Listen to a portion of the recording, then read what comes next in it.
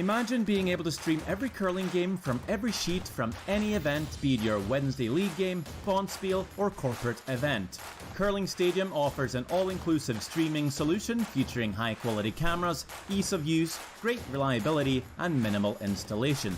Offering your sponsors customizable ad space on your streamed curling games and being able to sell video packages to your corporate events for increased revenue.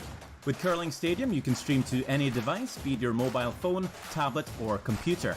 Push the feed to your desired platform, be it Facebook, YouTube, or any other social media. Curling Stadium is simply the way forward. Where it's commonplace in other sports to televise every game, we want to do the same. Curling is a global sport, and it's time it gets the coverage it needs. Make your curling club the next Curling Stadium.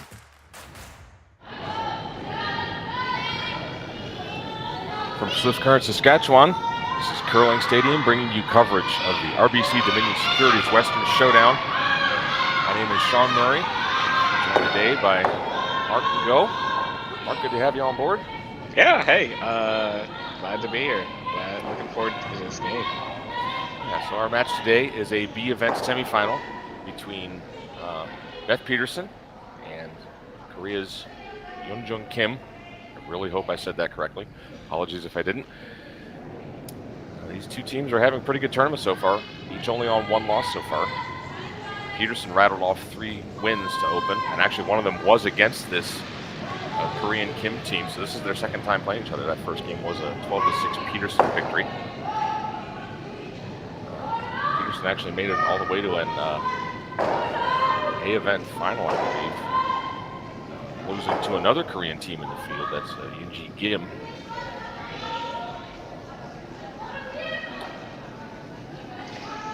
Yeah, this Peterson team has played well this weekend. They do have Robin Silvernagel there playing skip for them, so it's been a really good effort, right? It's kind of inheriting this team and making a run here.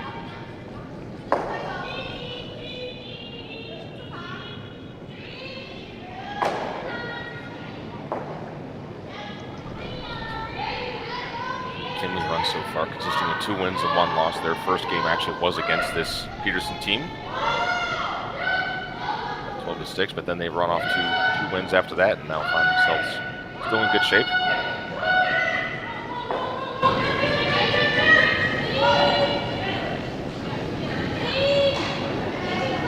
Just trading hits early on, first end of this game.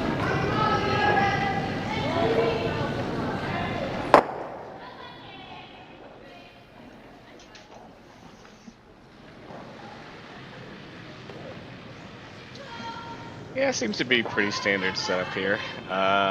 These hits over on the wings are always a little bit tricky. I'm personally not a fan of them. I don't mind them so much. Just a matter of how you throw them. They're a little more tricky to see depending on how you throw the rock. But athletes at this level, usually not a big problem. Yeah, pretty routine. Yeah.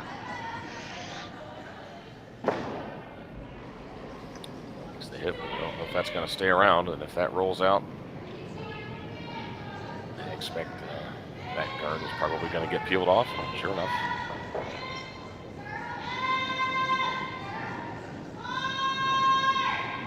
So, Mark, as you said, that you said that's Robin Silvernagel skipping this team. Is she been playing all weekend? I wasn't aware of it. I believe so. Or am I crazy? Maybe I'm thinking of something else here. I thought there was someone that was filling in this weekend. I thought that was Robert. It's hard for me to see actually from on the screen here. Okay. Oh, well, clarification on that because I'm making a pretty bold call there, I guess. Well, we'll just go with Team Peterson for the time being until we can get some independent verification, perhaps. As it happens, peel made successfully, so Peterson definitely angling to blank this first end. Keep the hammer to the second end.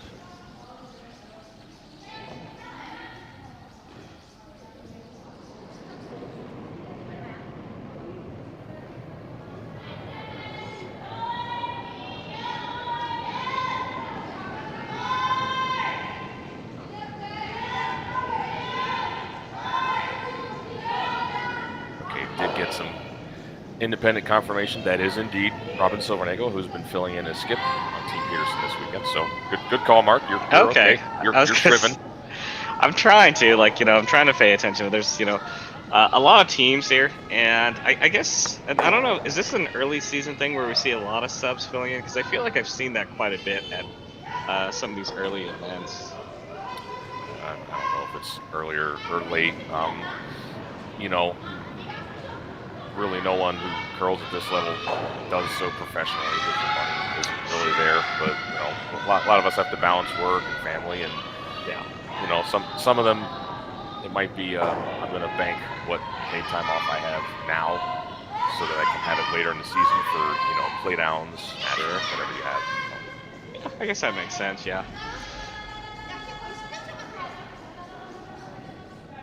But yeah, now that we did get confirmation, yeah, so it's interesting for, Robin to be able to just kind of come in here and take on this team that I assume would be, mostly new to her, right? So having to learn kind of tendencies and releases and whatnot. I did watch some of their earlier games. It looks like there was just a little bit of extra communication, right? Just to make sure everyone's on the same page. And you kind of have to do that when you're playing with people that's not your normal team.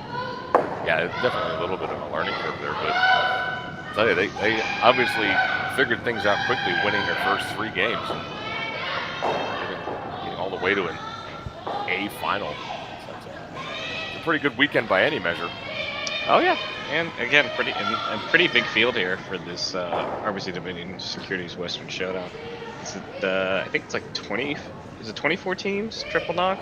It's actually 28. 28. Oh gosh. Yeah, which is it's a little bit of an awkward number because you ended up having some teams have buys. That's part of why here we've got one team that's played 4 games and one team that's played 3 games. Yeah, I believe Team Kim got the bye, so their first game was against this Team Peterson link in their first game. Yes, that's correct.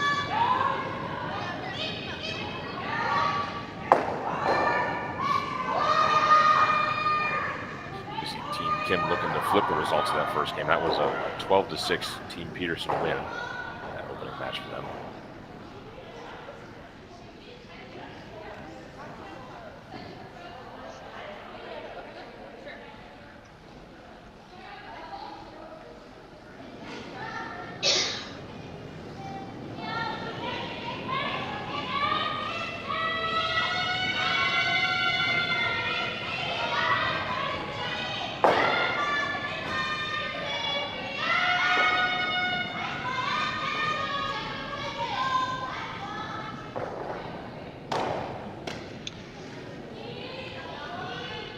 Sasktel just biting. Silvernagle's first shot, looking to hit, needs to roll a bit to get onto the rings. Definitely doesn't want to nose this because if she does, it won't be on the house. Kim will just go right around it and maybe get a force.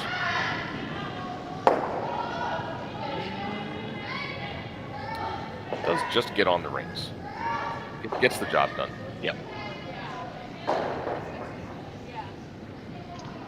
Yeah, this field's pretty interesting, and you see, especially for this draw, quite a few international teams. We've got Team Yoshimura taking on Constantini, then a Swiss matchup between Tiernzoni and Kaiser, Team Ackland versus Team Rana, Team Ackerman versus Team Ha. Then there is one Canadian matchup between Team Barker and Team Howard going on this draw. Yeah, very internationally diverse field at this event. Lots of countries represented. You've also got Germany's Team Yench in the field, which is not on the ice right now.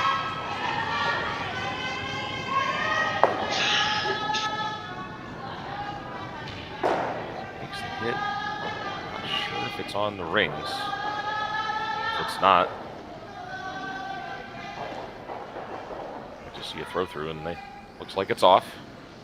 Yep. So first end, throw through. It's not a bad idea to take a look at a line that you haven't seen. Sure. Want to get a read on. So.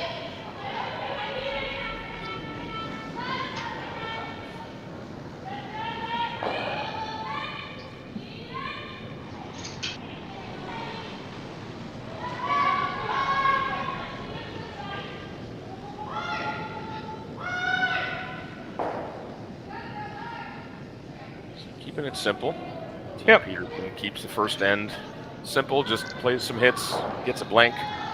They'll keep the hammer going into the second end, and we'll have that for you right after this.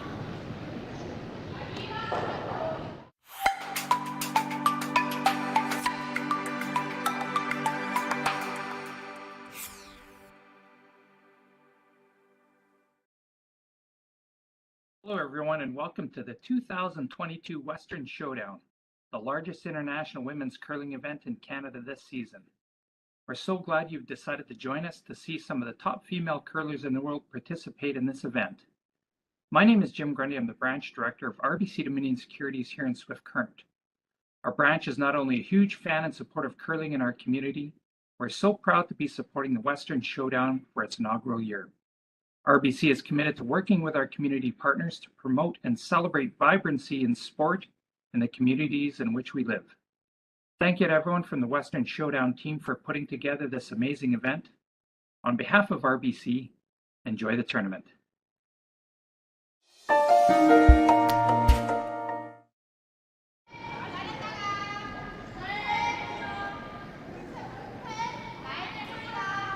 So back with the second end. Team Kim, Team Peterson. No score yet. First end was blanked.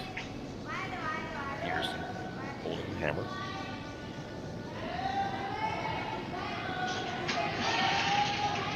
Center guard goes up.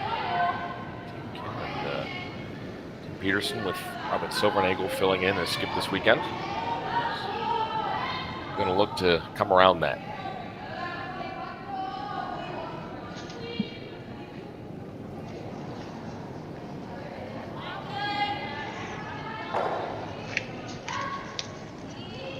You like coming around here instead of throwing up the corner guard in the second end?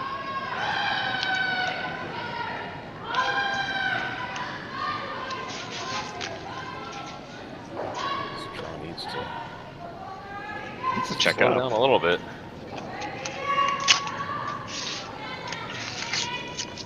A little deep to the back forefoot.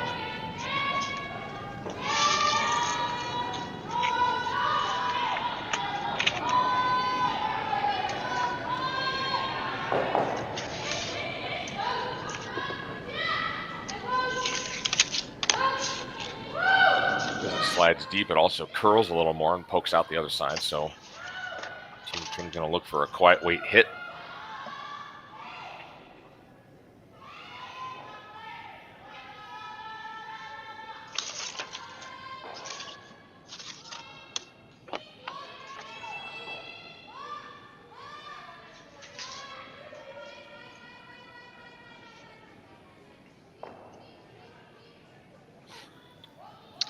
Very nicely done.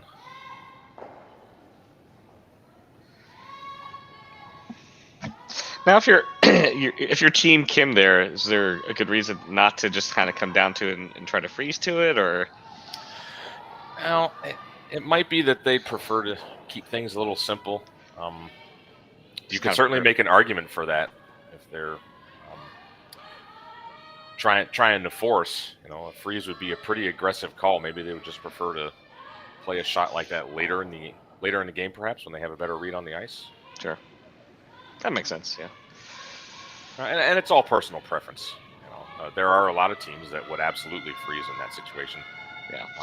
But this has a similar feel to how the first end started and ended up, because we came in kind of partway through the first end and didn't see the first couple of rocks, but it was a similar thing. We had and the teams were trading hits, and then eventually our rollout led to a peel. So very, very defensive start to this game, and some teams just prefer to keep it simple for the first couple ends until they kind of settle in, get a read on how the ice is running before they start playing aggressive shots.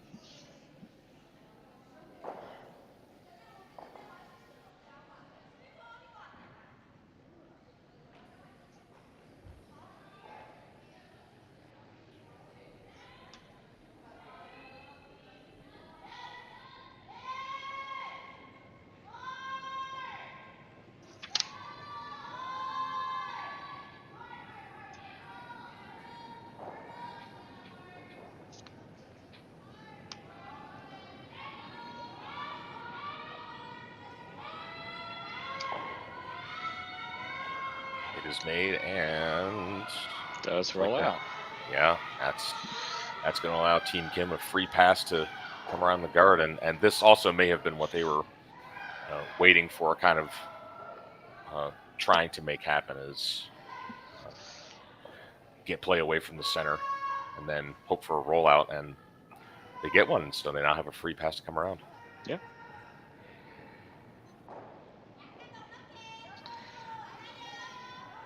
And it looks like they are going to take this intern side with. So they're going to have to go just a hair wider than they would if they opted for the outturn. But I guess they do know this line, feel comfortable with it. Yeah, this is the same line they threw the guard on, so they should have a good idea how this runs.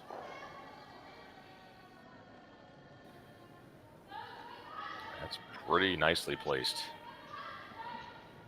Yeah, good separation and does cover it. Pretty much all of it. You can see a little sliver of it, but it looks like Robin's just going to go ahead and ask to peel the guard here. I think she might be even trying to play the run back and get that one off the forefoot. Well, yeah, it's enough of an angle that if you're pretty close, you're going to lose the shooter, so...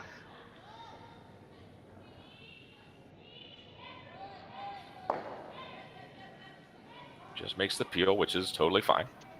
Now they got a corner guard out there that they can use.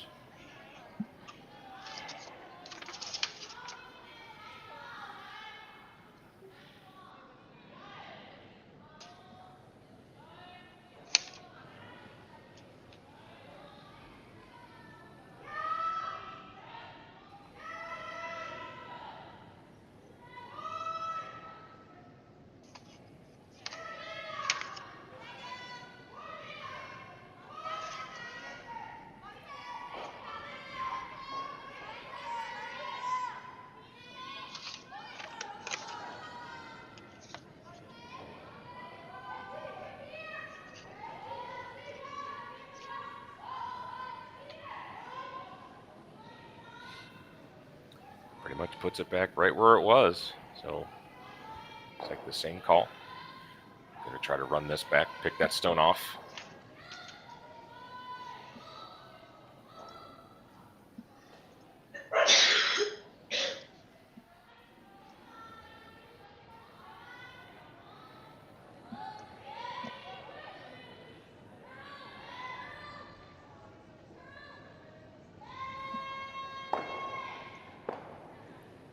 And makes it. Nicely done.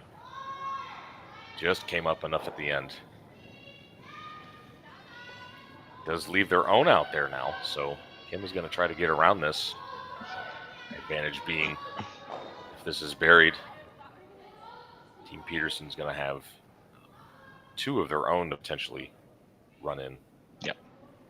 And they do get the benefit that it's their own that they're running, yeah.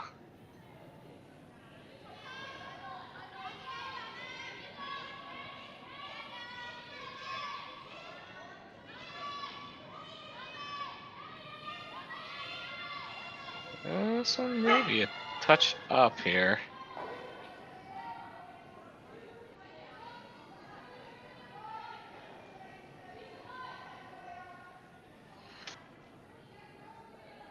Does just settle in the back of the forefoot, but even a little deep, that still is mission accomplished for Team Kim. They're forcing play to the middle, which is where they want it, without hammer.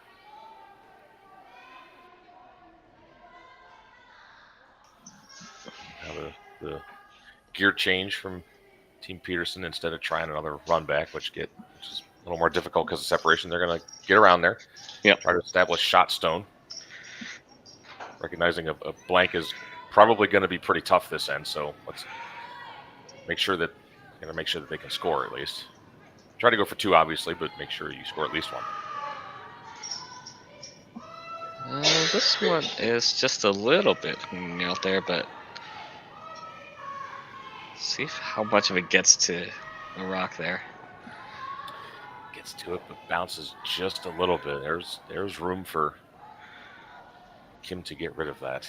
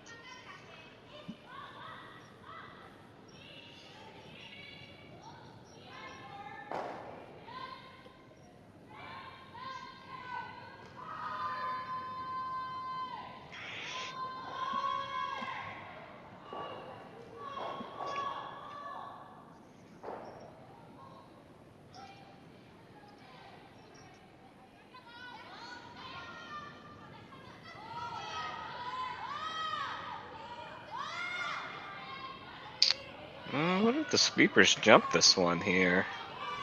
Yeah, you Couple need hard to get, woke holes, yeah. need to get at least to the nose on this. Oof. Well, they don't quite remove it, but still pretty much gets the job done. Yeah. Which is far enough to sit too. You're probably not bringing that on the scoreboard, but probably didn't want to roll out any like they did, and that's going to give Silvernagel a bit of a chance to roll in, perhaps. Yeah, no double there, really. You've got the... Yeah, that slash double just kind of rolls out. Yeah, I mean, you could make that slash double, but the shooter's gone, and then Kim's just going around anyways. So there's definitely room to get inside of this and roll under. You've got 2 guards to roll under. Yep.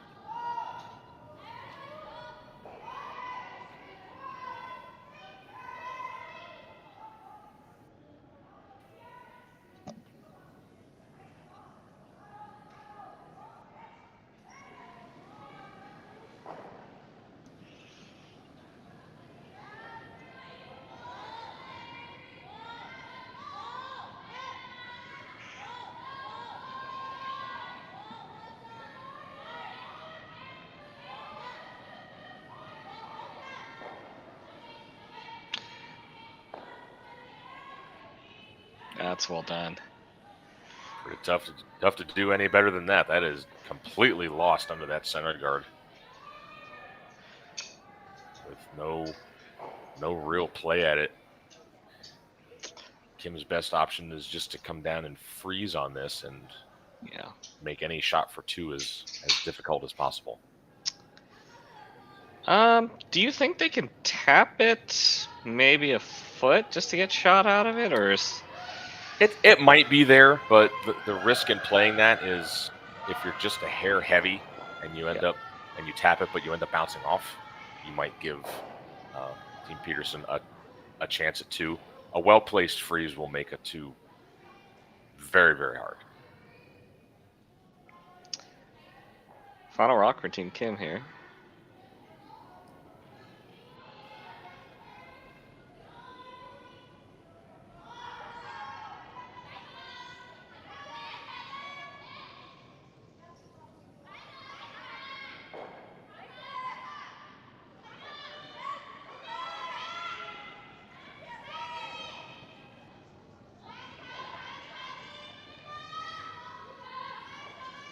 I have to work to bring this in. Yeah, this just didn't quite have the legs. It just comes up into the 12 foot. So does complicate the draw a little bit. Silvernagel's going to have to go out quite a bit wider, possibly into a new path, because they have to get around that red stone. So speed is probably going to be different out here. Yep.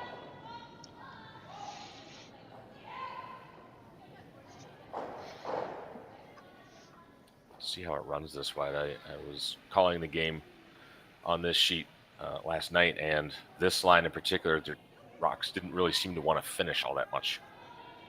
So we'll have to see how it runs today.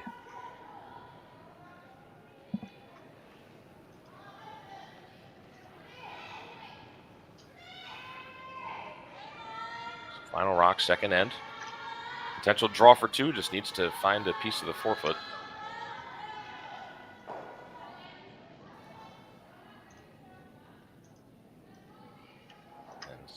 Tracking. Yeah, it's just kind of floating out there. And we'll see if this hangs on. No. I don't think so. No, just a little strong out of Silvernagel's hand. It's going to be just a single point, but it is the first point of the game, so Peterson leads 1-0 after 2 ends. Team Kim of Korea will have the hammer in the 3rd end. We'll have that right after this.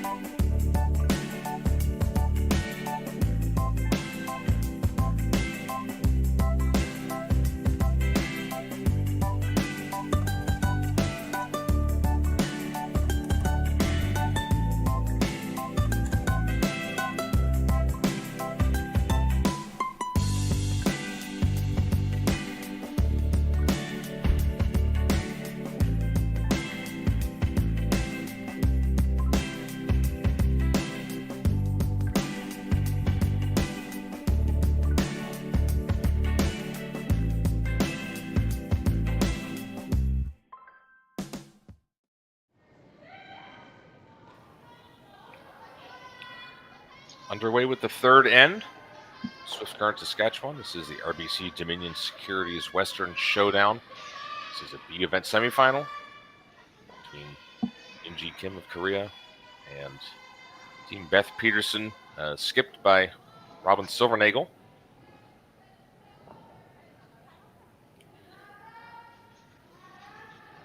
Team Peterson couldn't quite make the draw for 2 last end, so only got 1. So this is Team Kim's first time with the hammer in this game. They elect to play the come around of a center guard with their first. Yeah, and looks like we'll get to see maybe more rocks in play this end now that we're getting into the third. That may be, and it also might be that we've seen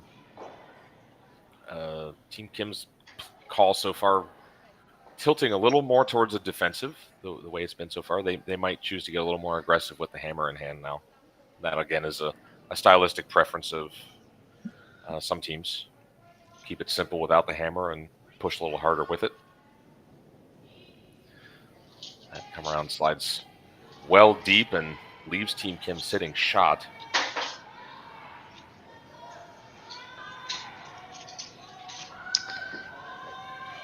Yeah, a couple of questions here. I mean, you can make a play to make a case to just draw down to that back one and kind of secure one of the rings here. You're not ever throwing a corner at this point, right? No, the way this is shaping out, all the play is kind of focused towards the middle. That's one of the risks you take as a team with hammer if you choose to come around a center guard. If you want to have a corner guard in play, you kind of need to throw it early on. But electing to bring a second one around. Really don't want to go down to the backing because that's going to give backing for Team Peterson to get one in there themselves, and they could cut out both red Kim rocks.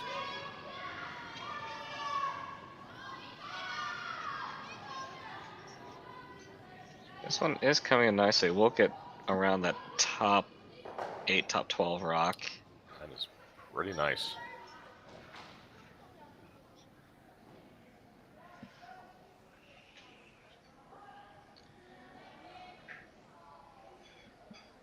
Kind of like that, perhaps a foot higher maybe, but still pretty good where it is. Forces a tough freeze out of Team Peterson here.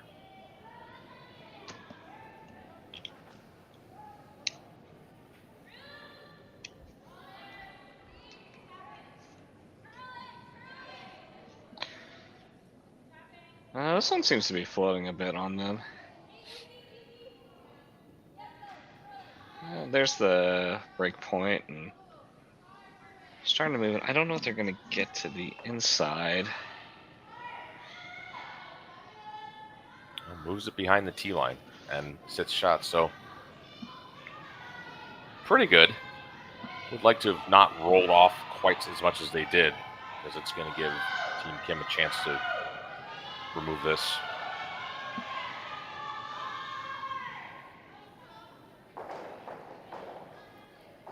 Be very careful not to overthrow this one, or else it could track and potentially jam on the one that was just tapped. Yeah. It looks like they're taking a good amount of ISO. I would expect to see softer weight. But this one looks a little up.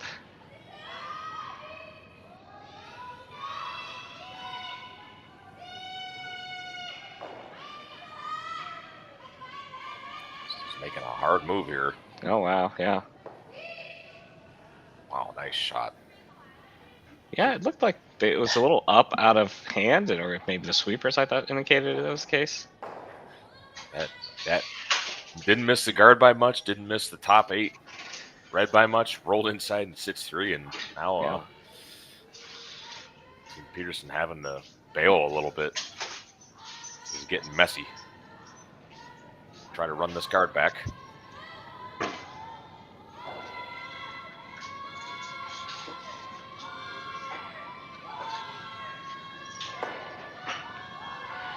Oh boy. That's kind of worst case result, right? Yeah. You don't make contact on any of the rings, and you kind of leave a guard there. Yeah, your shooter just stays. That is some trouble.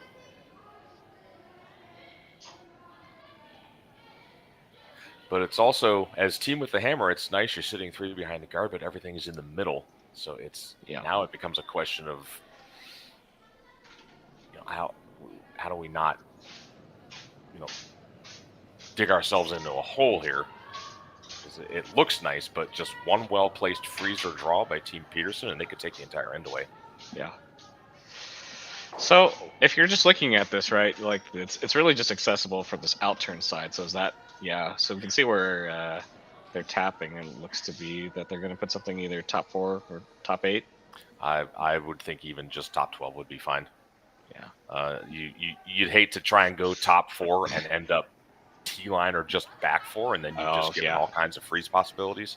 Absolutely. But yeah, the attention definitely has to be on this side, because the 2 that are in front of the T-line are really helping them, but their stone that's behind the T-line back 4 there, that's the one that's hurting them, and that's the one that they actually have to cover up.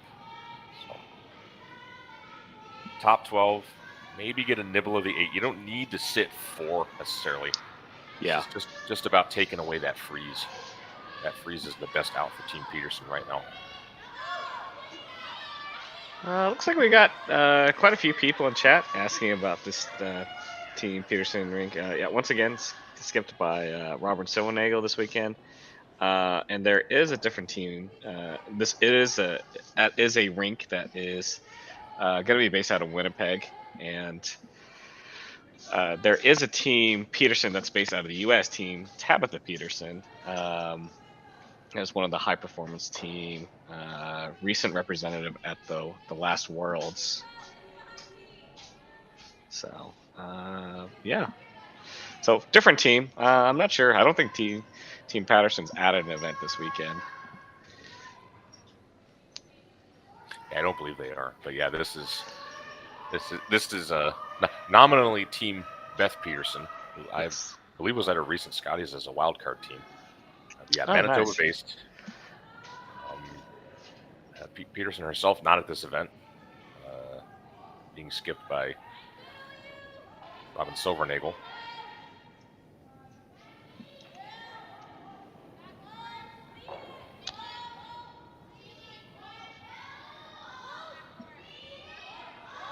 Looks like Sweeper's calling us for T-line or back 4, which is... Oh boy. Bounces off and sits 3rd, but... Yeah, pretty open here.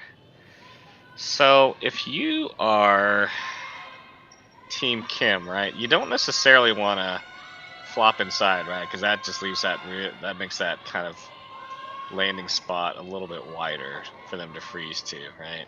Well, it kind of depends. If you can ever flop completely on top of your own and have 5 just lined up right in the middle there, that's pretty good. I mean, yeah, I guess that's true. Like that's a situation I think any team will take, but you kind of have to do that. If you nose it, well, then you've just given Peterson something to use there. But this is obviously getting really pretty scary for Team Peterson right now. I mean, they don't have the hammer, and Koreans have 4 stones just lined up in the middle, all behind the guard.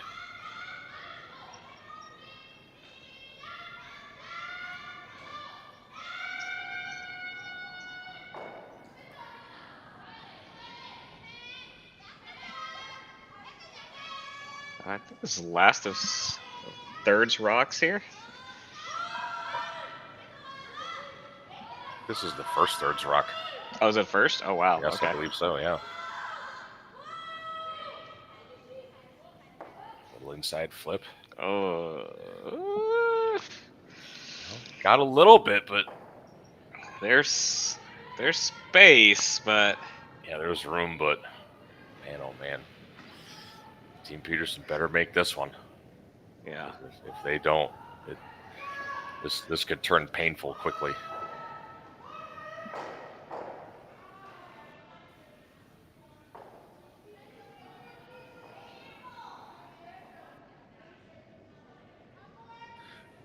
Nothing like you're throwing your third's last rock and the other team is sitting 5 stacked behind a center. But you still are one good shot away from really getting out of this mess. Asking the curl here. Does need to get to the inside. That's pretty. That's pretty good. Yep, that's really nice. Taps it just a little bit, sits shot, and now how does Team Kim get that out of there? Yeah, I guess they're gonna have to start peeling this top guard. Yeah. Yeah, the idea here is open up their own that are in the house for some kind of a raise later.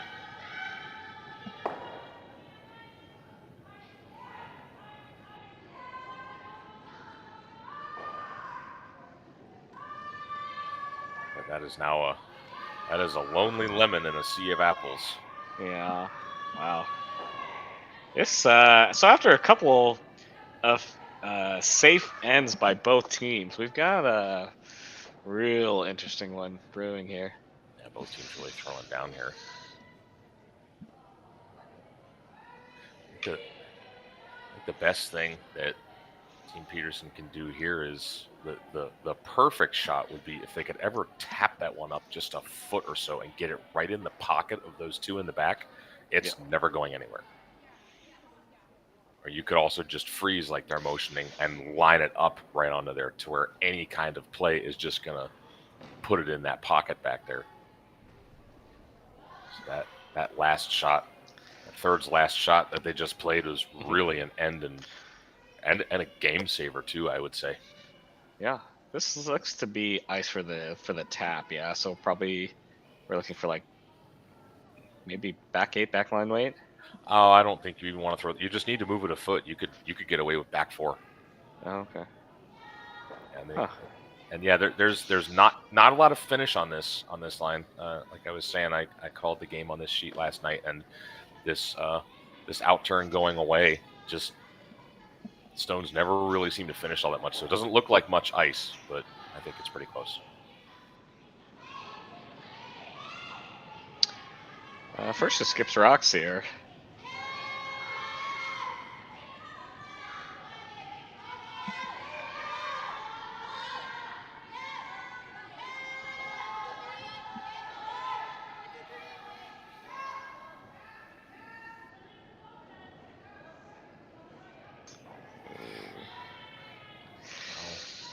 Comes up quite a ways short, so we're gonna see this little slash here. Yeah, this is tough. I actually think you need to slash the top 4 stone. I don't think the angle is there to hit the high one. No, because you have to almost get to the low side or the right hand side of the rock. Yeah. Well, if you're doing it that way, I guess, you know. Well, if you try to drive the top one into there, there's no way to. You're sending the yellow back onto your own no matter what. So yeah, I think you try to catch just a tiny piece of your own top 4 stone, but you really can't see much of it. No. But I think it's worth taking a rip at. Yeah, no, absolutely. The reward is shot. Great, yeah, and you're never gonna hurt yourself really. I mean, I guess you could say if you miss this, then. I mean, if you're making contact with this, you're probably poking the yellow out, right? So it's not like you're ever picking out this red clean. No, there's no way to pick the red clean. You're either making the shot that you called, which is catching just as much of this top 4 red as you can see into the yellow, or you're actually taking your own off the top, which is going to open up this slash anyways. Yeah. So as long as you make contact with something, don't just buzz by the reds totally. Your Team Kim will have some kind of chance for a multiple score.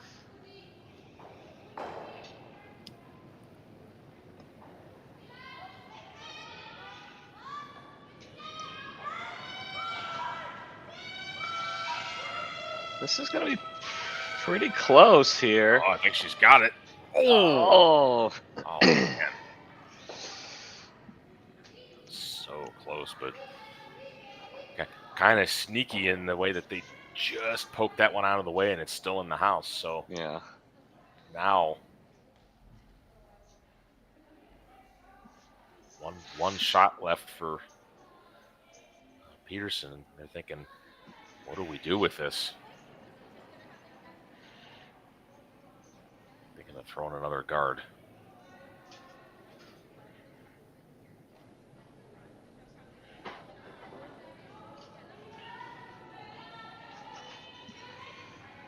Yeah.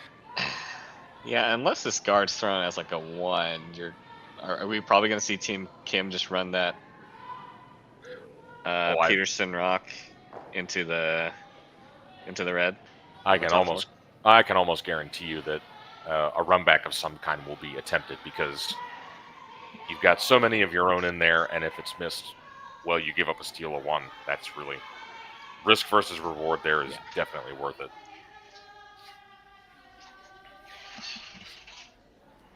Some situations like this, a lot of times you'll think, well, my best guard is second shot, but there's really nowhere to put second shot. Yeah, here. you can't go anywhere there. Yeah, and if you try to like come in and freeze and it over curls, you give her the same shot she tried, and that would be for at least 3. Yeah. So, or if you freeze on the outside corner, then you're just slamming it. Oh yeah, and that would be the worst. So really, it's just about throwing up a guard and hoping a little bit.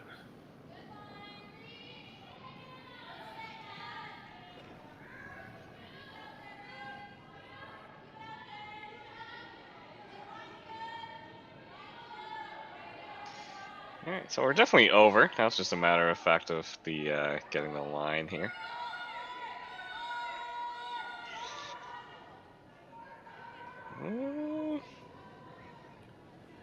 I think that does the trick. Yeah. Now it's just a question of pick which one you want to run in here. Oh, and what you want to do with it. That's pretty good in that it cuts off the slash that they tried, but it's high enough that it makes this kind of run back just really difficult. But yeah, you got to try this. Have to try it. Basically nose. Yeah, just nose, or maybe just a hair on the low side, but yeah, pretty much nose here. Yeah, nose actually. I think just right high, right on the nose is pretty much perfect.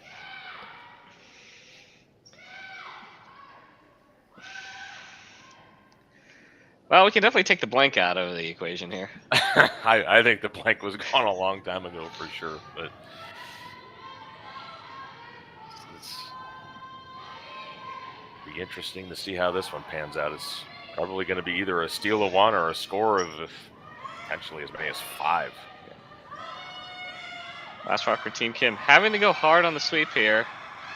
On and off, so pretty close here. Does get to look at this. Wow. What a shot.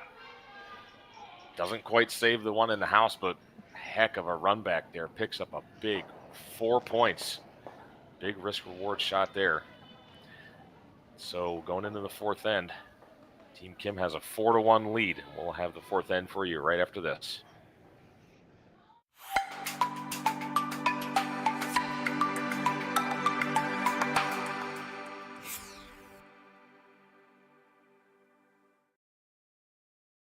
Hello everyone and welcome to the 2022 Western Showdown, the largest international women's curling event in Canada this season. We're so glad you've decided to join us to see some of the top female curlers in the world participate in this event. My name is Jim Grundy. I'm the branch director of RBC Dominion Securities here in Swift Current.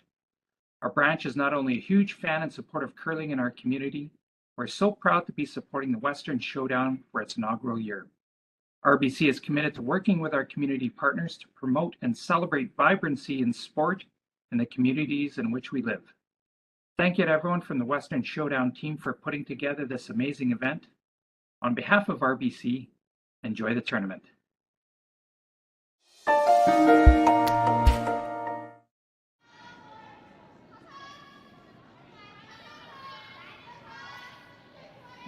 Back now for the 4th end from Swift Current, Saskatchewan. Team Kim with an amazing long run back to pick up 4 points. It's well thrown, well called. Yeah, For that was a heck of a shot. Team Peterson, it's not panic mode at all. They've got the hammer. They're only down 3. I mean, they really didn't play that in too badly. They made a really nice freeze midway through, and guards were well placed. And a shot like that, you did all you could. You just tip your cap and say, "Hey, great shot." Yeah, absolutely. Down 3 here, and having hammer in the even end, definitely some deuce, force possibilities to get right back into this game here. Yeah, just set up your corners. It'd be nice to get 3 if you can, but just make sure you get 2. There's plenty of game left.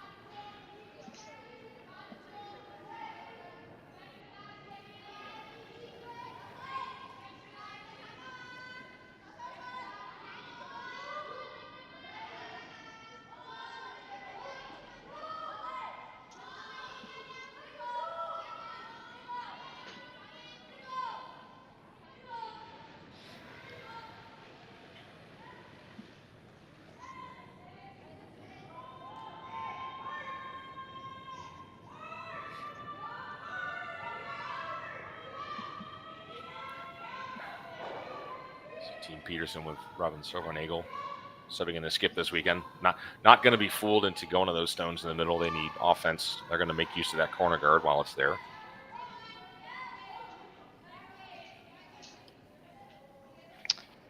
Sweeper's kind of backing off this one here, so this might be just a bit firm.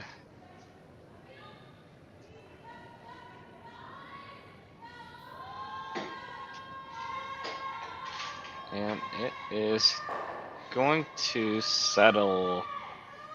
Well, it's in the rings, mostly covered, but quite a bit deeper than was desired. Yeah, I can't tell if that's second or third rock here. If it's third rock, do you have to make a play at this, or? Well, you can't peel the guard yet, and that's the Yeah. concern. You could try for a quiet wait, like just a hack wait to get it out, and that way, if you tip the guard a little bit, you won't push it out of the rings, and could actually spill your shooter in as well. Yeah. I suppose might as well, yeah. 'Cause you can probably, even if that is third rock, you can double those other red ones out if you're Team Peterson here, so.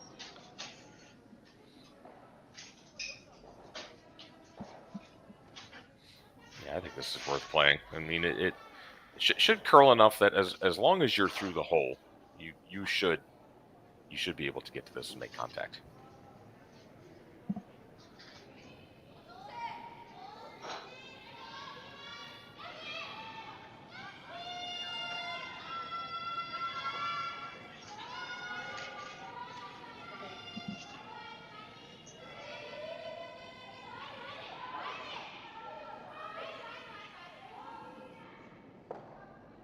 Just like that, made that look easy. That definitely was not.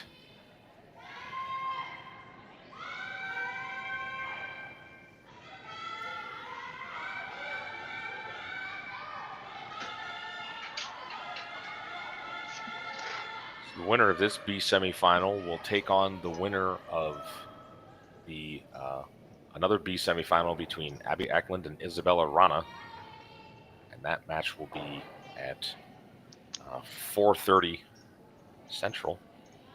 Should be the draw right after this one, I believe.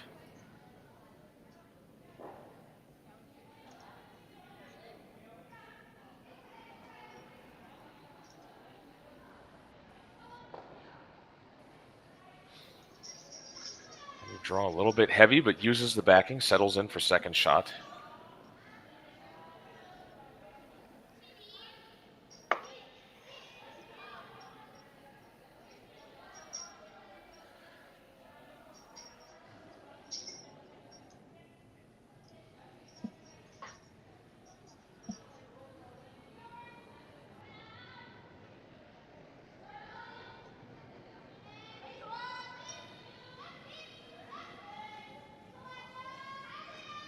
This one looks like it's moving quite a bit early.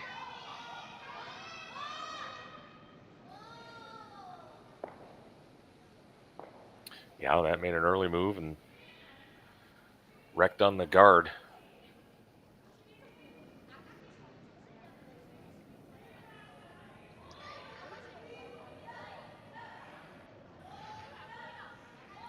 Still sitting second shot back there, so now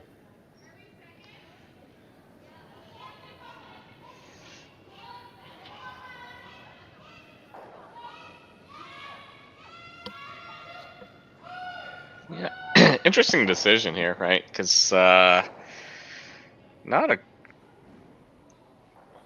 great place to roll anywhere, really, with this. yeah, because you don't really have guards to work with, and so now without guards, you kind of have to make use of what's in the rings, and this freeze is a good call. Yeah, no, I think so with the current situations, pretty much the best option for them.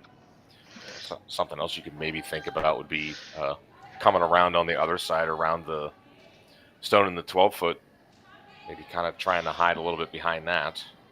But either way, you want another one in the house at least, for sure.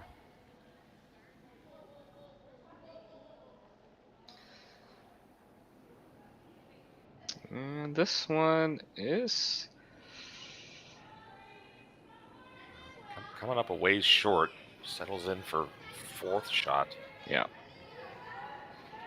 No reason to chase this double or chase this one in top 12. Just kind of hit the open one here on the left side, yeah. No, because that one in the top 12, that's actually kind of a guard. Yeah. Yeah, and Team Peterson's gonna have to make a play on that at some point. You figure. Exactly. So this one back in the back is a little simpler. Oh, I say that, and they are looking at it, but Well, I think they're looking at the yellow double, but that seems awful. yeah, the yellow double. That seems. If you ever hit that too thin, yeah, that's the bad, right? If you hit it too thin, you're hitting off the side of the red, and you could end up possibly stuffing it back on the one on the center line here. Kim went up and looked at it and said, I don't like it. Let's do this instead.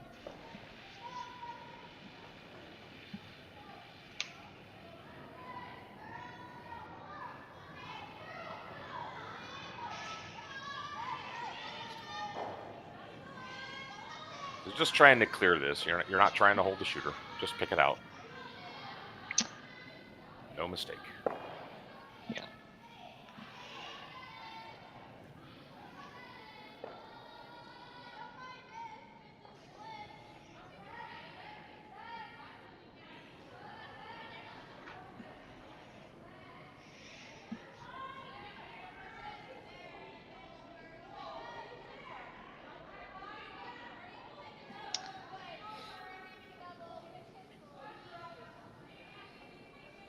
Yeah,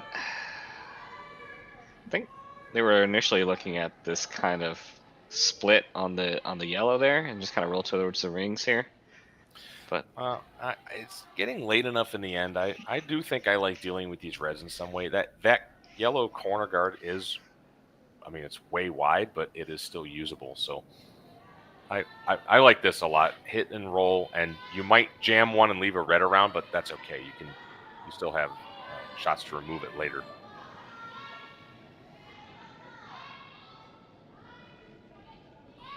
But you have to hold this in the rings.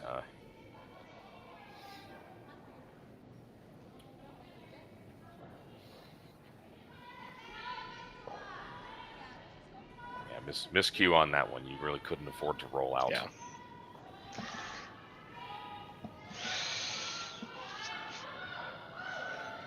So we'll just see, I guess, just a little hit and flop here. Don't necessarily have to cover all of the shot rock, but yeah, and you could also just nose hit it too. yeah. At this point, it's really just about sitting the 2, or I guess it'll be sitting the 3, and having the force on.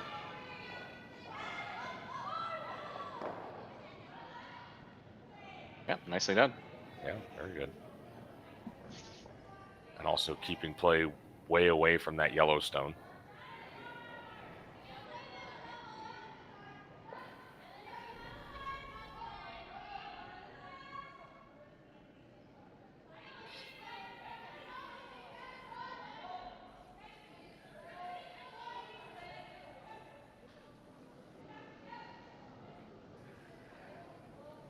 So looking for the double. Hold the shooter in the rings.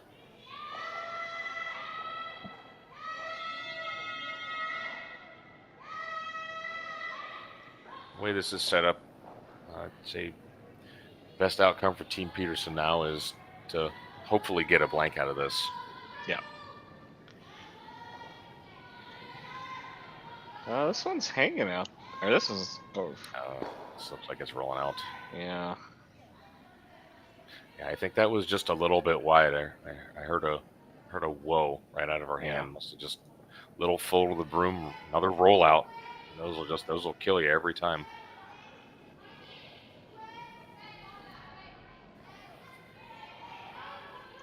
Now for Team Kim here, it looks like they're initially going to maybe try to put something back on top of that stone, or I mean, I think it makes more sense to kind of split the rings here and really just ensure the force is on. Yeah, I mean they're in good shape to force either way. It's really 6-1, half dozen the other, whatever they're comfortable with. I think I like splitting the rings as well. It's just about not setting something up that Team Peterson can use. You're gonna be careful not to go behind the tee line on this one, because otherwise give them something to freeze to or hit and roll in front of.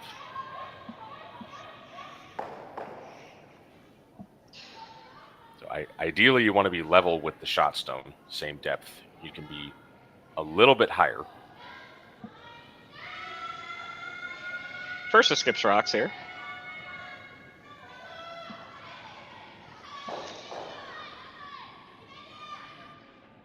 Out of hand, the sweepers wanted to go, but then has to come off. Now back on.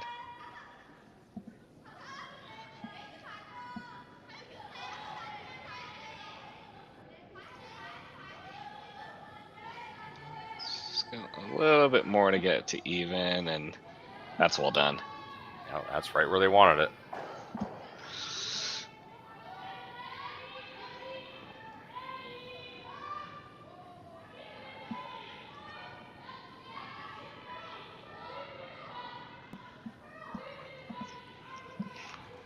Now trying to think of some way to possibly manufacture two. It's an uphill battle, to say the least. Yeah.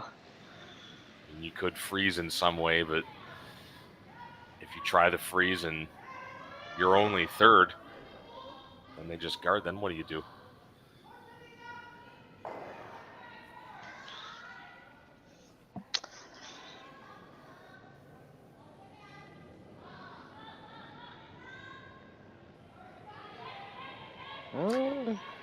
Looks like Robin's gonna try freezing on the shot stone. Okay. Angled a little towards the center line so that any attempted hit will maybe bring a jam on both of these reds into play. This is obviously a really tough shot. Yeah, but this is, I mean, yeah, gosh, this has got to be pretty much it, right? There's the only other option I could think of would be to try a hit and roll off of one of these and see if you can roll sort of half under one of the other reds. Try to dare them into picking it, and maybe you get a miss and they pick their own. But either way, it's really, really tough. Is this and through actually, the hole? They're not. Okay, well, I guess the freeze wasn't the call. Yeah, that didn't seem like a lot of ice for that hit. No, and especially with that turn too, right? Like, wow. I mean, okay. the broom was on the rock. That just didn't seem like a lot of ice. So obviously, things not going the way that they wanted on that one in any case.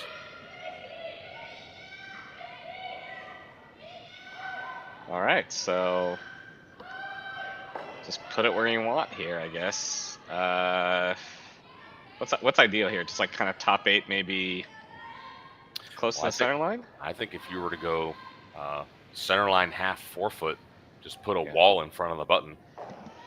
Like you've got shots for one, but really scary ones. Yeah.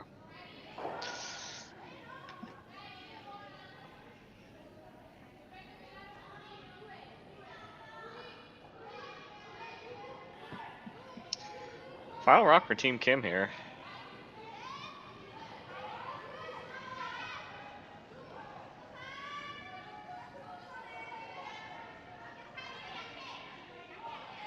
Sweeper's going hard on this one. I think we're gonna be short.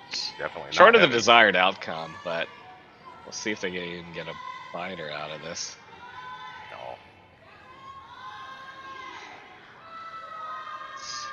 It's one of the harder shots. Just draw to the open house. But they do get a pass after making that shot in the previous end. So Yeah. I think it's okay. she gets a pass, yeah.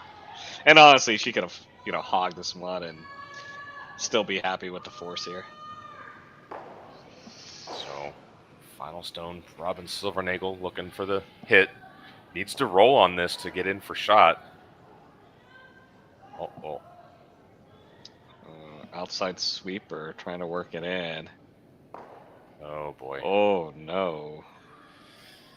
Yeah, just a series of unforced errors there from Team Peterson. And that's going to go in the books as a steal of 2.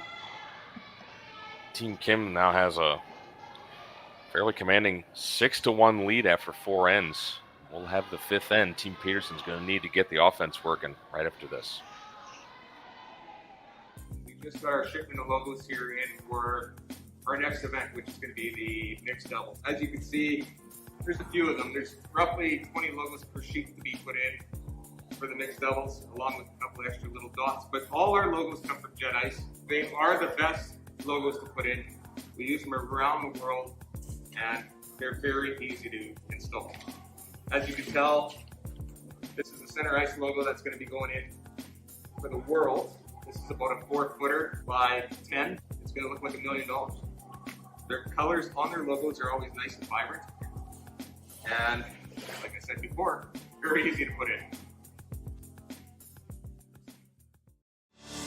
Saskatchewan, you know Sasktel because we're everywhere. Because being everywhere keeps us connected to you. With Sasktel sponsorships, we get to be part of your community. We're here with you, and we're here for you. It's easy to get started. All you need to do is apply. Sasktel cares. Always has, always will. To apply for sponsorship, visit sastel.com/sponsorships.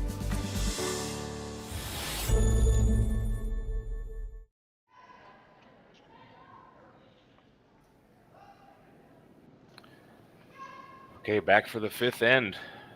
Team Kim and Team Peterson. Kind of a rough 4th end for Team Peterson. They couldn't really get much going. Some series of rollouts. Had a flash hit as well.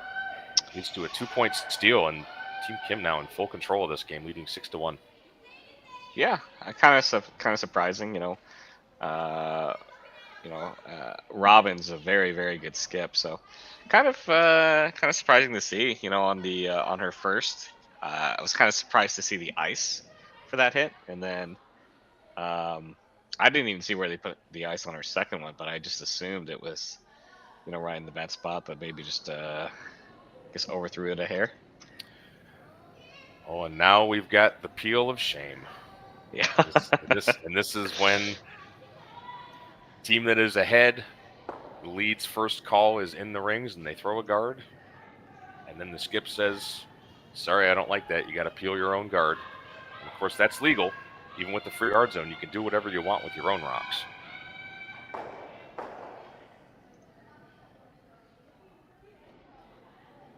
And up 5 points.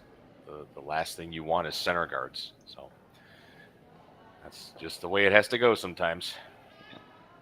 I see someone asking in the chat about this game. If they,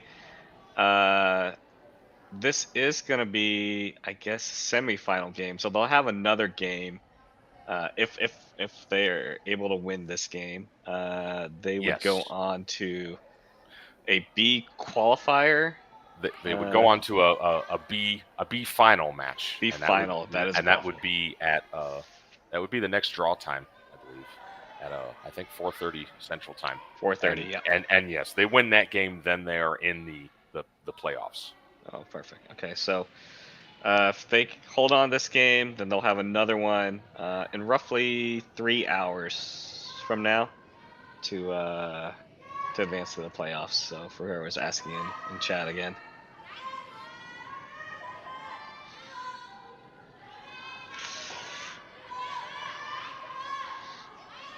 And even the loser of this game will still have another life. This is a triple knockout, so it'll only be the second loss. So loser will fall to a C semifinal.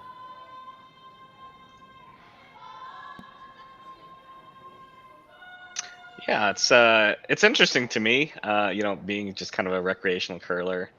I'm used to the normal to the format is you get a 3-game guarantee, and once you get to the third one, lose and you're out. Like for instance at Bunsport I was at last weekend is that normal format. So nice to see these different formats, and I'm glad that I'm able to just kind of go to Curling Zone and click on standings and kind of visually see the brackets and see where the winners go, where the losers go. So. Mm-hmm. Yeah, you're really in a true triple knockout. You're not eliminated until you've lost 3 games, until you get to the money round, the qualifiers, and then it's single elimination. So a team could easily win their way through the A side and be undefeated, and then get in the playoffs, lose their first game, and then they're out. And they're out. Oh wow, yes. Yeah. So yeah, once you get into the money round, the playoffs, it's all single elimination, no matter how many games you've lost at that point.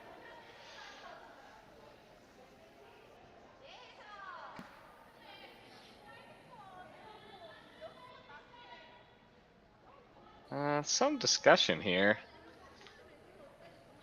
Talking about what best to clear. I mean, obviously you want to simplify up 5 points. Let's talk about how best to do that. Yeah. I mean, do you run the yellow corner into the pile and hope to hit something? You could, but at the other side of the coin is, do you really need to? You could just single peel. There's enough rocks in play that, and all of this right now is actually problematic. I mean, even though they're shot and they have one in the middle, it's too many rocks for a 5-point lead. So yeah, we're talking about, is it worth trying to get rid of more than one? Because you'd feel awfully foolish if you tried that and ended up pushing an opposing stone under a corner guard or something. Yeah. So they're going to elect to peel the tight one that's just nibbling the top of the house.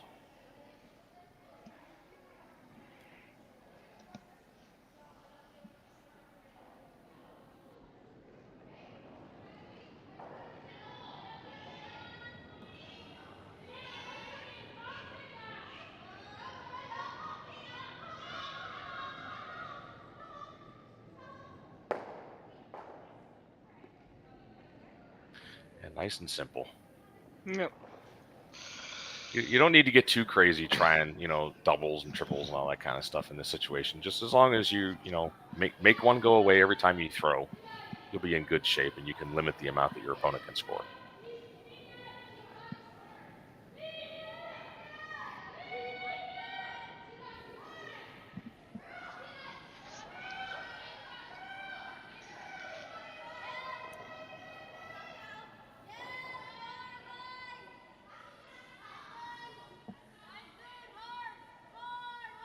You can't bounce it here.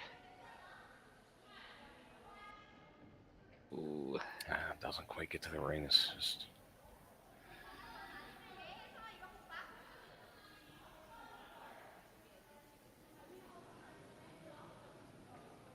I mean, you got to double peel the ones on the right-hand side from the hack, yeah? Well, do you? I mean, how are you talking about hitting the outside and driving it towards the center, making it that way? Well, because then the concern is, well, the one you're hitting might careen towards that red, or if you hit the one in the house too fat, you might just spin that one completely under the other corner guard on the side. Yeah. So just single peel? I think just single peel, yeah, just like this. Yeah, I mean, again, the double is nice if you make it perfect, but there's a lot of ways that can go wrong. You could jam it and leave it there. You could bounce it and leave them sitting shot. It's just not worth it. Keep it simple. Just run off one rock at a time. Ooh. I'm not sure they were actually calling to hit that, but that's the spicy one, yeah.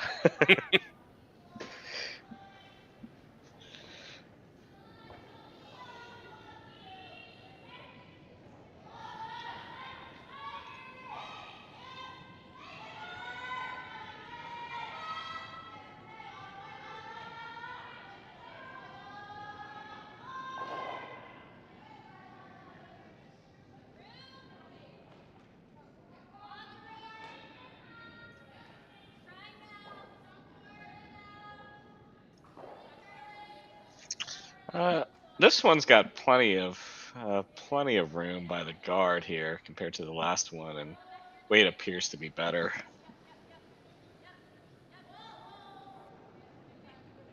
Worried about it poking out the other side, but should sit in just fine. Pretty nicely done. Just run this guard off. Now, if you play this out, this is where the 5-rock rule can help a team that's behind generate a 3-point end. You play this out. This is peeled.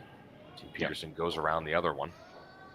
They can then peel, or they can hit the one on the house, but then Peterson goes around the guard again. Okay, no mistake.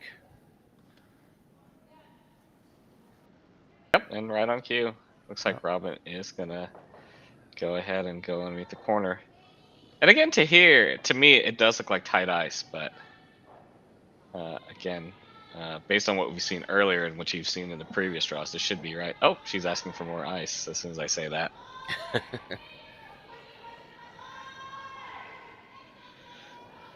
But yeah, there's not a ton of finish, especially late on these, like we've seen, like you might see at some other events.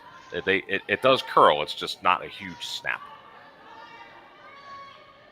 Now, Sean, when you're skipping and you notice the ice is pretty tight here, do you find yourself more often than not telling them, no, this is the right ice? At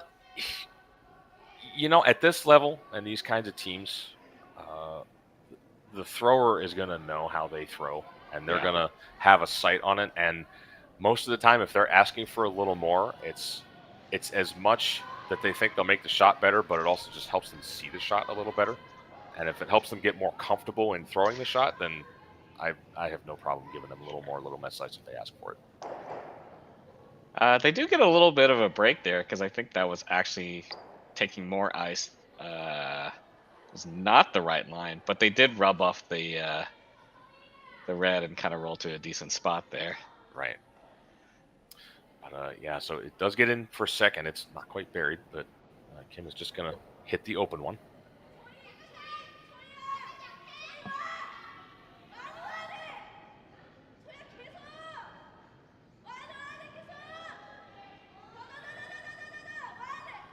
Having to go hard to make it curl. Just gets enough of it. Would have liked to keep the shooter in, but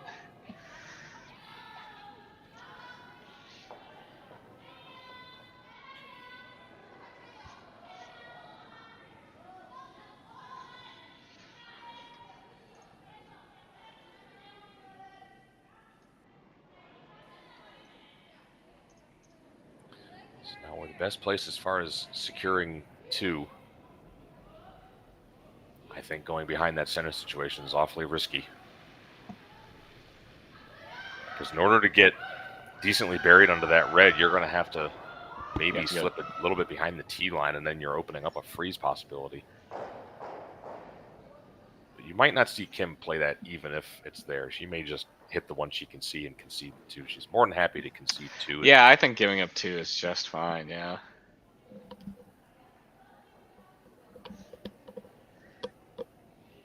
Even if she does give up, end up giving up 3 this end, worst case scenario, she'll be up 2 with the hammer playing the 6th end.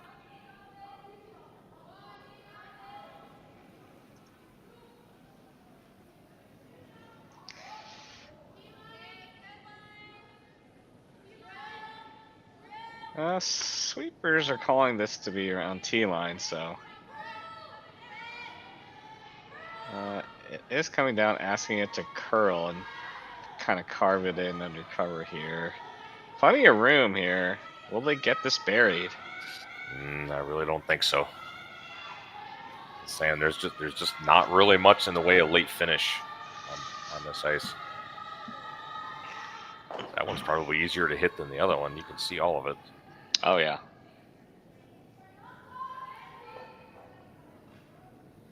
Yeah, if they. Now with the situation here, and at this level, are you going hard for this kind of like inside flop here, or are you just happy? Oh, no, there's no need to go hard for an inside roll because the only way you give up 3 is by wrecking on that red, or flashing, obviously. But yeah. No, their concern here is making sure this goes away, and ideally, you do that and you stay for shot. But even if you just hit this and roll out, that's completely fine. Yeah. Final rock for Team Kim here.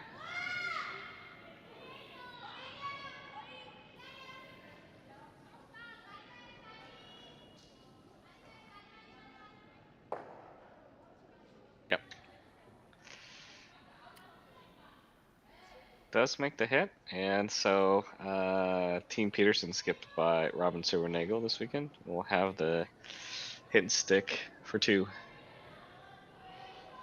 Yeah, if the game was tighter, you might see them attempt to get that roll. Yeah, try and get a roll, and even just get a roll half under. But with a 5-point lead, there's just no need to take that kind of risk.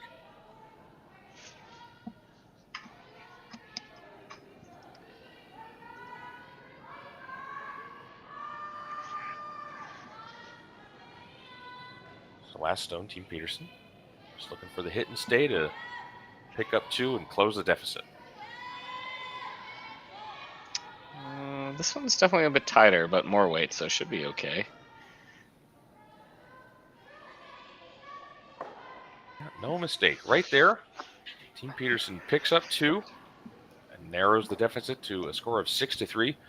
Team Kim is going to have the hammer and a 3-point lead for the 6th end, and we'll have that right after this.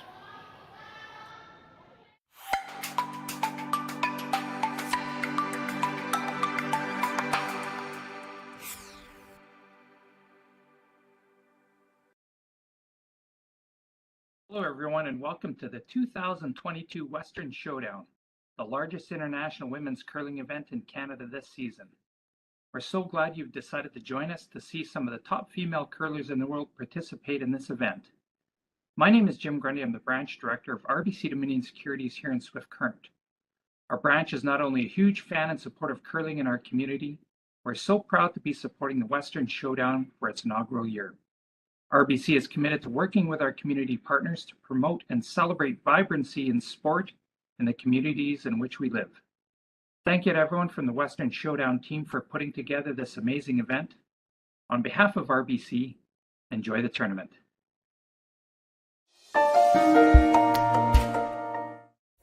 Sasktel Be Kind Online wants to stop cyberbullying. Want in on the action?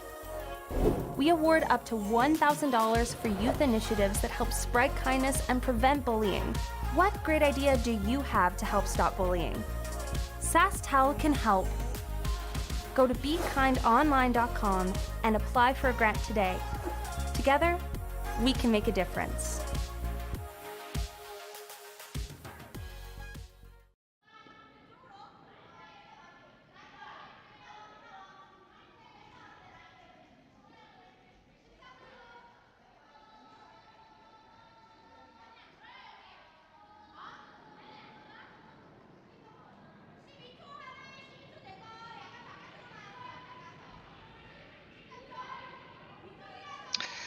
And we are back in the 6th end here between Team Eunjung Kim out of South Korea, ranked 9th in the world, taking on Beth Peterson, skipped by Robin Silvernagel this weekend. They are based out of Winnipeg, ranked 47th in the world. Team Peterson gets back with a deuce this previous end, so closes the gap quite a bit, but still some work to do. Team Kim with a 3-point lead here with hammer in this B event semifinal.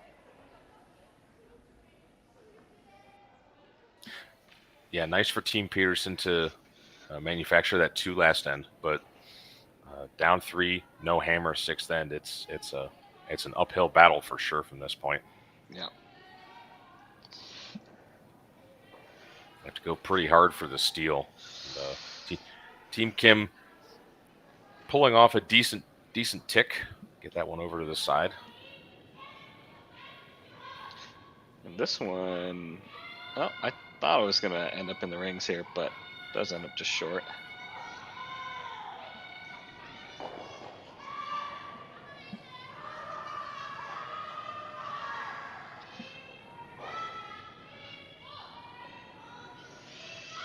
Yeah, I think this event has a no tick rule, just only in the extra ends. Oh, really? Okay. Yeah. Yeah. Production had mentioned that to me earlier, and I think this is the first event where I've heard of it, right? And where they would do something like that. Hits that one really hard. If it touches the bumper, it goes back. Oh. The perfect stick.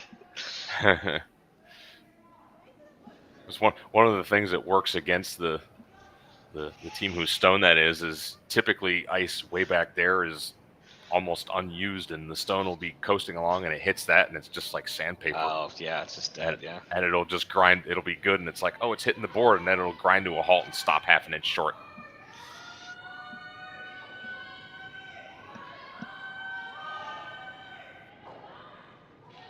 Yeah, I'm still undecided on what I think about no-tick rules in general. I'd be lying if I said I was totally a fan of them. It feels to me like all you're doing is penalizing players for making good shots, because the ticks are never simple. But I understand the desire to increase offense and give teams that are behind a chance, because leads at this level have gotten really, really good at making those tick shots, and I get it, but I'm still I don't know. Yeah, it's an imperfect solution for the problem of, right, that you're at this level, you know, in the last end or an extra end, a team makes the tick, and it's essentially the game feels like it's over, right? And you know, want to do something about that, and this is the current proposed solution, and I don't hate the idea of it. You know, I was watching a game earlier today where they played a tick in one of the earlier ends, and I can definitely appreciate it. It's weird. I appreciate it in the middle of the game, but when I see it at the last end or an extra, I'm just like, oh, it's over, Yeah, I can hear that. So yeah, and that's kind of why I really enjoyed watching the Scott McDonald rink a few years ago, because they were playing a lot of ticks in the in the middle ends there, just to kind of get rocks in play and create funky angles. Well, if memory serves, I believe it was some years ago when Lisa Weigel still played with Rachel Holman's team. I think they were calling ticks in the first end. The other team would throw a center guard, and Weigel would throw a tick in the first end, and he was really good at it. So and they made it work for them. Oh, absolutely, yeah.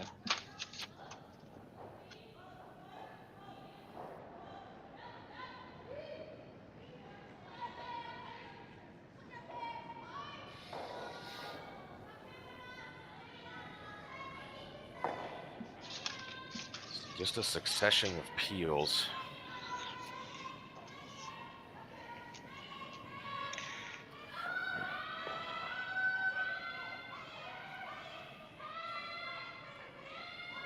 Later in the end it gets, the less likely it is that Team Peterson's going to have a decent chance of stealing. Sooner or later, they're going to have to go around that stone on the side, because it's all they have. And their best chance for potentially stealing a point now, more than likely, is going to be trying to make Kim throw against two and hoping for a miss. Yeah, I'm curious if they're ever gonna, if that's gonna be drawing around that one, or if they ever split the one off the side there. I know the splits on the sides are pretty tough here. So I mean, yeah, I think you have to go center here for a little bit and waste rocks, but.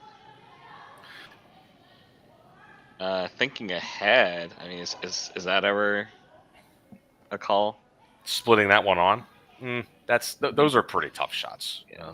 Probably your best thought, and unfortunately this one slipping as deep as it does bring a double peel into play. But you get a couple more center peels, then you go around that, and then either Kim peels the one that's guarding that, or they just put one in the house somewhere, and then you hit it, or you draw and sit your 2, and then it's out of your control at that point. Yeah. You need a miss to score. Is this a hair? Oh, no. Ooh.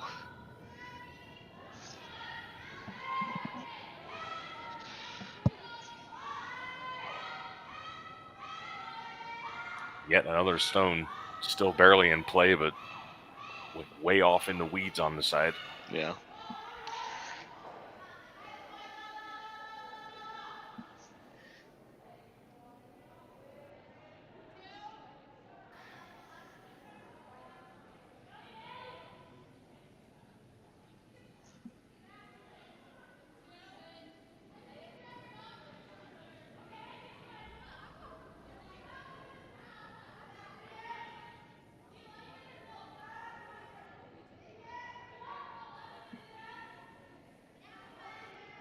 Guard placed much higher this time. Yep. Just looking for the single. Got to be a teeny bit careful of this shrapnel that's on the side. Yeah.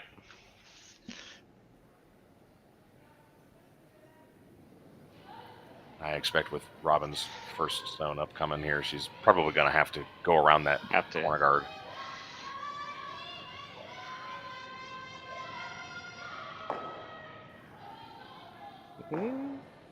Okay. Well, gets away with it.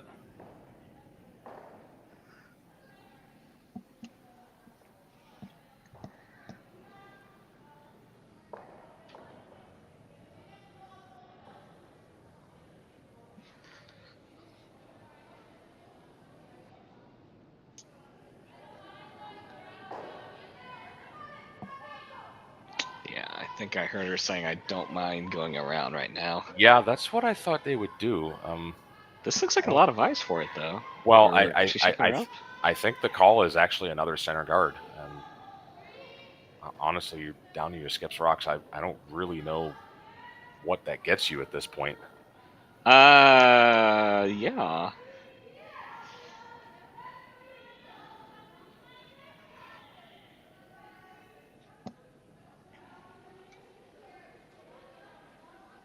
Well, I guess maybe she's hoping Team Kim will just draw around that, and go top 8 or something.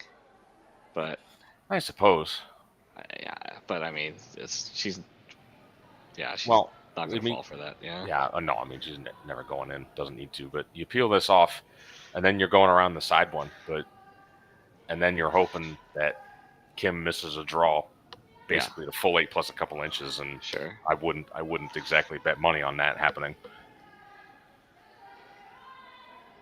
And again, that just may be a stylistic preference. Sure.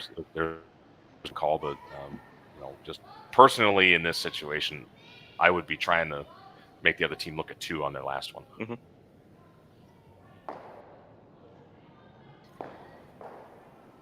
No problem with the peel.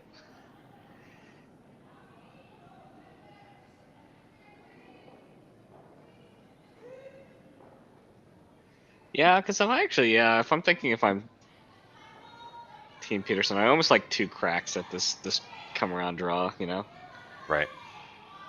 Or if it's like half buried and they have to think about it, but with that peel, it's just pretty straightforward.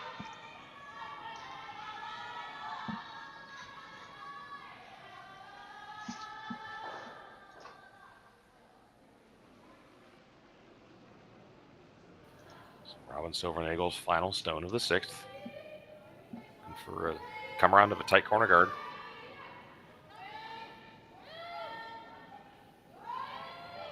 Looks like there's an awful lot of room here for this. Now switching to the sweep side. Oh, I don't think this is going to get anywhere near buried. Well,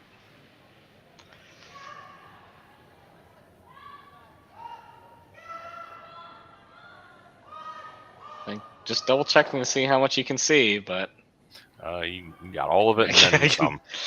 That's all you can. I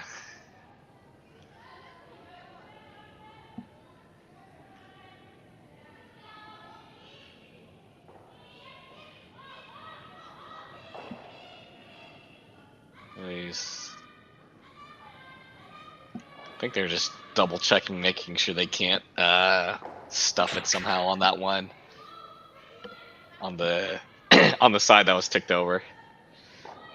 But yeah, I should be able to get this pretty easily to peel it out and get their blank.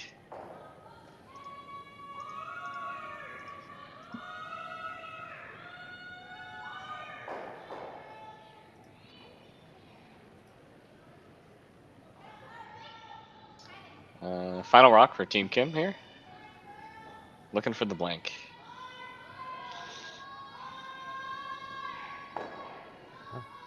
Oh, she sticks for one, and you know there are some teams that'll take the one, and that's actually going to be handshakes. So, Team Kim is going to pick up the win over Team Peterson, skipped by Robin Silvernagel by a score of 7-3, and Kim is going to advance to the B event final, and they will play the winner of Abby Ackland versus Isabella Rana at 4:30 Central Time. And that's going to conclude our coverage of this game. Mark, good to have you on again. Thanks for working with us. And for Curling Stadium, this is Sean Murray signing off from Swift Current, Saskatchewan, the RBC Dominion Securities Western Showdown on Curling Stadium.